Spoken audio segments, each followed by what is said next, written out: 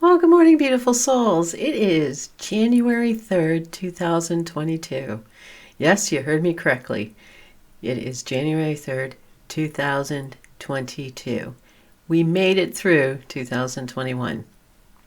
I was really beginning to wonder there near the end of the year.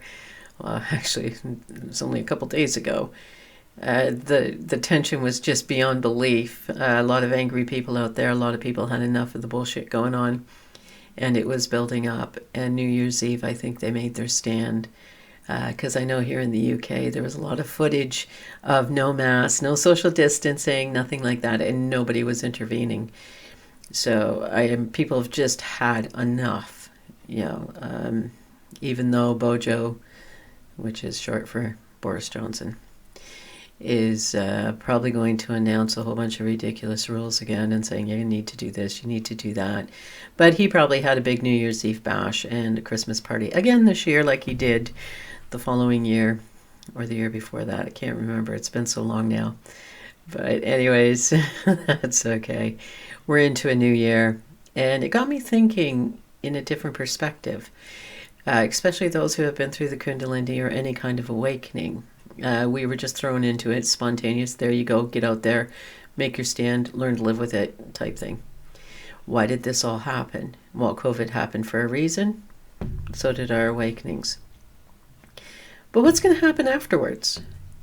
I was thinking about that. What is going to happen afterwards? Because we've been living in that, having to get out there, trying to figure it out, trying to, come to terms with it and be assimilated into it, or we're assimilating the Kundalini into us and living with it in such a rapid fire way that, what are we going to do when COVID's over?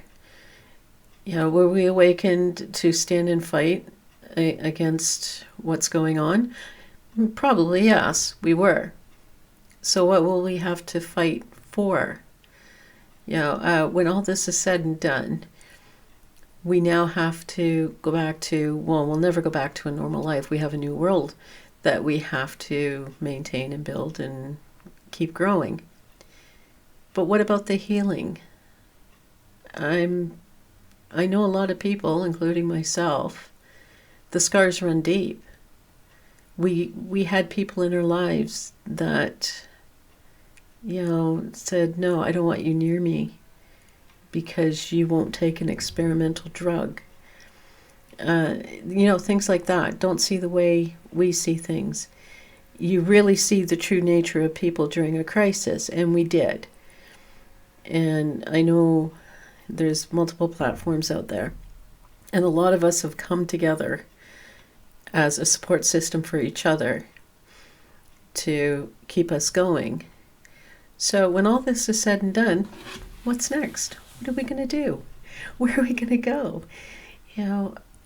Is there going to be another crisis that comes along and needs us to stand up and, take the dark down, so to speak?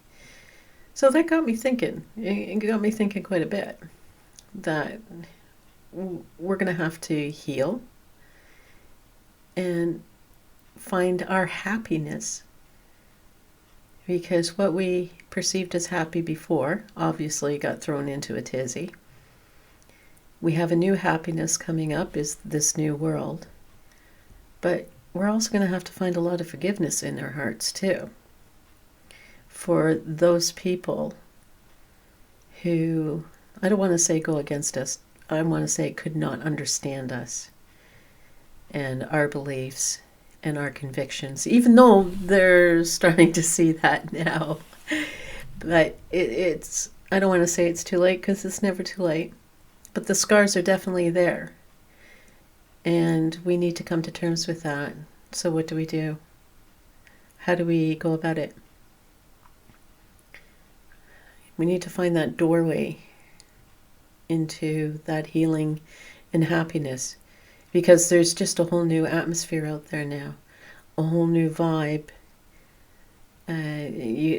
I know a lot of us could feel it leading up to New Year's Eve, that the energy of the world was angry and aggressive because they have had enough. But where does that leave us now? Where do we go from here? How do we heal? Where do we find our happiness? Well, I know for myself, I'm going to ask my soul. Because once this all calms down and we have to look at those people again, you know nobody's going to come to you and go, hey, you were right. And by the way, I'm sorry about, how I treated you. That's not going to happen. They're going to totally forget about that. And they're not going to say, hey, yeah, thanks for fighting for our freedom. We really appreciate it, even though yeah. So what do we do? If anybody knows or has an idea, leave it down in the comments below. Because it's just a question that popped into my head. So I thought, I'm going to get on here and try and figure it out. Because we've had the Kundalini for a reason, during a crisis. So, us strong folk, we're still human. We still have feelings, we still have emotions, even though ours have deeper insights than others. But we're still human beings at the end of the day. We still walk on this terra firma we call Earth. So, we need to heal. That we do. Okay, people. Sorry for getting a little deep there in the thought process. I gotta stop doing that. I think too much. But it was food for thought anyways. Even though we have a new world we need to maintain and, keep it up, and we're probably going to have many more battles ahead of us against the dark. But we'll always win, we know that. So, okay, beautiful souls, I'm going to love you and leave you. Today's supposed to be my day off, but we'll see what happens. Okay. Love and light, and I'll see you later. Bye-bye.